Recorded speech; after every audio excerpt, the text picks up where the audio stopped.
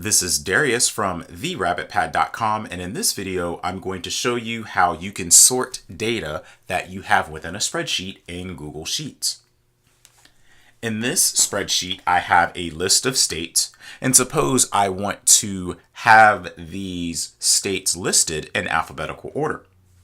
How I do that is I either select the specific data that I want highlighted, or since I only have one column of information, I can just select one cell within that column and then go to data at the top of the screen and then either select sort sheet by column A through Z, or I can put it in reverse alphabetical order.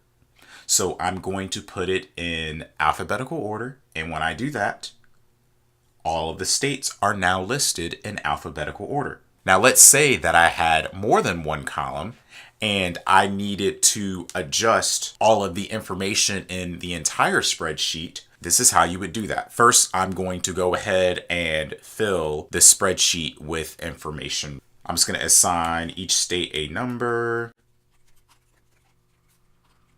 And suppose that I want the states to be listed in the order in which the numbers are listed. So how I would do that is I would select the column, then I would select sort sheet by column B. And by virtue of doing that, the order of the states change. So as you can see, I was able to sort the states according to the numbers listed in column B. So this comes very useful as you are entering data in Google Slides and allows you to adjust your data so that it can appear in the way in which you like without having to manually retype all of your information. If you found this video helpful, please click that like button and subscribe to this channel so that you can receive updates when I publish videos in the future.